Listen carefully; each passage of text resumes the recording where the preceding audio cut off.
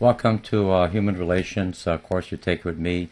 Either you're taking with me an online course, a hybrid class, or face-to-face. This is a supplement using the concept map just to give you a quick overview. This is going to be our first chapter. It's going to be the first I'm going to tell you. We're going to be using the book McGraw-Hill's Fundamentals of Human Relations, version 5 by edition 5th by Noel. Okay, so let me go in here. Okay, the mind mass. Let's do the overview here. Now, when you're looking at the overview in management, what we're going to do in HR, most of you have taken either, you're taking this class because you need it because you be a manager, so you understand how to manage individuals properly, or you are in an HR position. Most middle managers have to have some HR understanding because they're the ones coming up with policies and procedures. And HR is look at HR representative as their legal advice to tell them one way or the other. Some HR managers do the hiring and the firing. Most medium and large companies, that's a separate functionality. The direct report or the direct the line individual is basically what the manager does, the hiring and firing, where HR is there just documenting to make sure that it's done with respect, ethically, and that there's no discrimination, and the individual's rights have been protected, and the individual, and plus the company's rights. Okay, so how this book is laid out. You have Managing Human Resources, just a quick general overview, which I just provided you. Trends in management. Now, if I'm looking at trends in management, let me get this a little bit larger here for you. At least 150.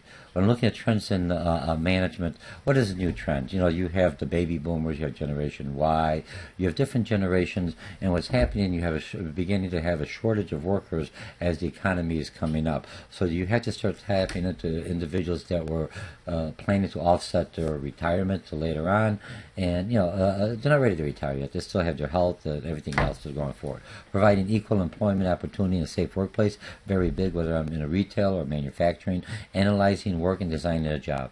The jobs and the work designing, technology is a major factor. I'm looking for employees that are able to adapt and be flexible to utilize the technology that's out there available. Planning for and recruiting human resources.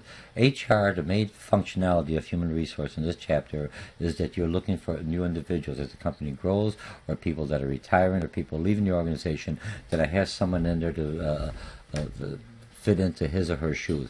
Also, that I am bringing in people with the culture that meets the organizational cultures and goals, and I have a diversity that meets the population that I am serving or working with. Okay, training employees, a big one. You'll find out with research that once employees train, you get a higher productivity, you have better customer satisfaction, you get better morale, because each individual knows exactly his or her task. It's not left that ambiguous. What do I do? Managing employees' performance. Performance is like anything else. Look at performance not like a whip or reward. I look at performance as a mentoring. If I could get the individual to feel good about themselves, I get the individual to be ethical and to make fair decisions and feel that they do have an input within their organization as an HR or to the policies, to the training, then basically I have a better employee, which ends up a better satisfied customer, and also helps the bottom line. We all grow, and then I can pay him or her more. Okay, developing employees for future success. It means I don't expect them to know everything going forward, but that I give them the opportunity to develop their skill sets, education, going to school, paying for education or for certain training. Separating and retraining employees.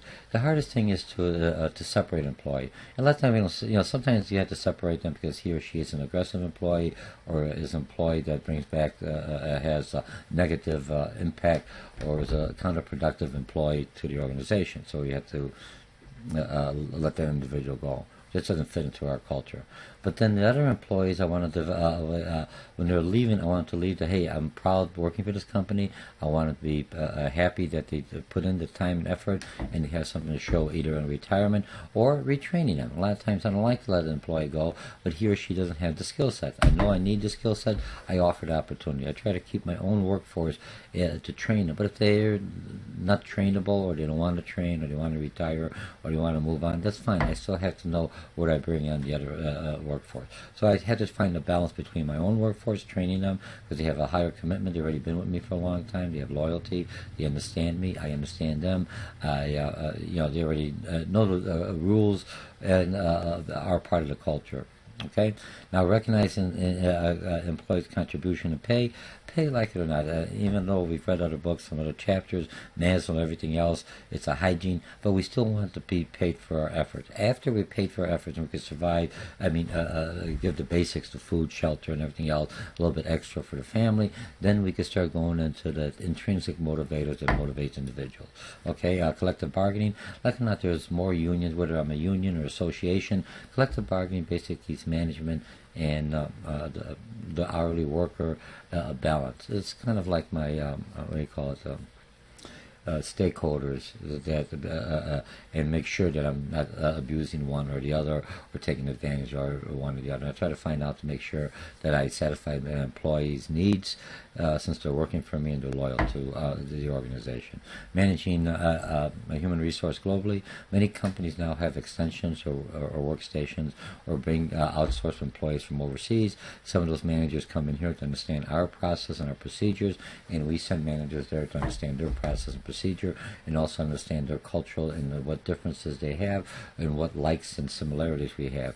Now when we manage, because in the United States we have a very diverse population, so if you look at a lot of schools, you have very diversification within the education system, and this transmits and transfers into the educational system.